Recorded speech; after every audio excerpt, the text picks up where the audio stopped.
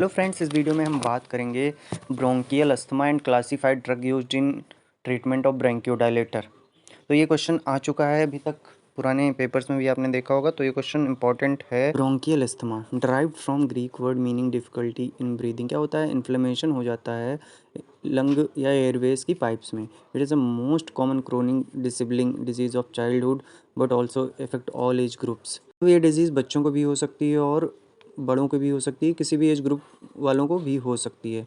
और इसके फीचर जो हैं clinical recurrent episodic bouts of coughing, मतलब कफ आना, शॉर्टनेस ऑफ ब्रीथ मतलब कम हो जाना, चेस्ट टाइटनेस एंड विजिंग। ठीक, ये सारे सिम्टम्स हो सकते हैं। टियोलॉजी हम देख लेते हैं। इसकी जेनेटिक फैक्टर होते हैं, एनवायरमेंटल फैक्टर हो सकते हैं, हाउस में डस्ट एंड माइट्स की वजह से हो सकता है, एक्सपोजर टू टोबैको स्मोक की वजह से हो सकता है, predisposed to animal pollen moults and dust इनकी वजह से भी हो सकता है, dietary changes, junk food and fast food and contain MSG.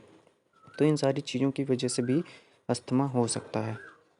इसके हम सिम्टम्स देख लेते हैं। Chest tightness, shortness of breath, rapid breathing, tiredness, wheezing, coughing. तो ये सारे सिम्टम्स हो गए इसके।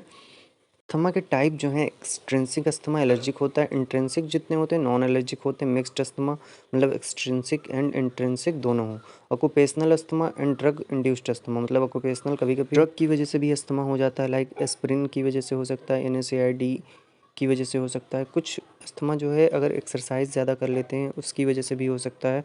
कफ वेरिएंट अस्थमा वेरी कॉमन होता है, कफ आना स्पेशली इन चिल्ड्रन में ये ज़्यादा होता है। अब इसके हम टाइप्स देख लेते हैं, इंट्रिंसिक एंड एक्सट्रिंसिक फैक्टर्स को देख लेते हैं। Like extrinsic asthma allergy induced होता है, commonly suffer from other atopic diseases, mostly episodic, less prone to status asthmaticus. Intrinsic asthma जो होता है इसमें जो है no immunological basis for their condition, इसका कोई मतलब कंडीशन के लिए कोई बेसिस नहीं है। Negative skin test to common inhalant allergy, normal serum concentration of IgE perennial होता है, मोर प्रोन टू स्टेटस एस्थमेटिकस।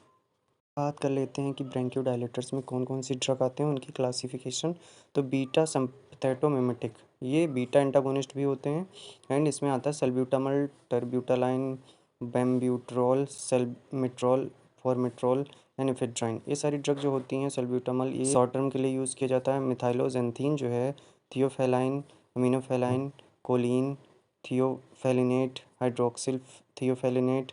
तो ये पिप्राजाइन, ये सारी ड्रग होती हैं methylxanthine. Last anticholinergic drug muscarinic receptor antagonist होते हैं, ipratropium bromide and tiotropium bromide, ये दो ड्रग होती हैं। इन सब में कुछ लॉन्ग टर्म के लिए यूज़ की जाती हैं, कुछ शॉर्ट टर्म के लिए यूज़ की जाती हैं।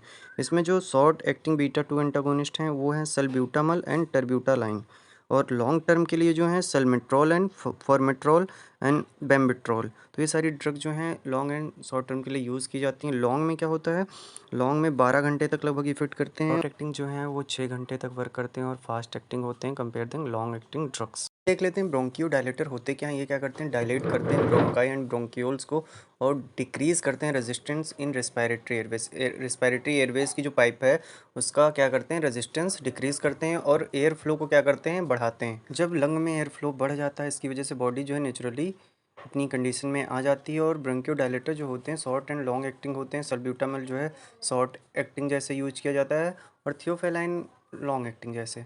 और इसका मोड ऑफ एक्शन जो है इंक्रीज़ करता है energy producing CAMP adenyl monophosphate को यहाँ पे इंक्रीज़ करता है। This done completely inhibiting phosphodiesterase the enzyme that break down CAMP को ब्रेक करता है। रिजल्ट डिक्रीज होता है CAMP level, smooth muscle relaxation cause होता है और इसकी वजह से यहाँ पे एयर फ्लो होता है। जो होती हैं ब्रोंकाई एंड ब्रोंक्यूल्स की, उनको रिलैक्स करता है और एयर फ्लो को बढ़ाता है। इसकी वजह से यहाँ पे जो है नॉर्मल कंडीशन आ जाती है और अस्थमा धीरे धीरे ठीक होता है। ये पहली वीडियो, इसके पहले हमने एंटी अल्सर की वीडियो डाल दी है तो आप उसे ज़रूर देखें। सब्सक्राइब नहीं किया तो सब्सक्राइब करें। Thank you for watching.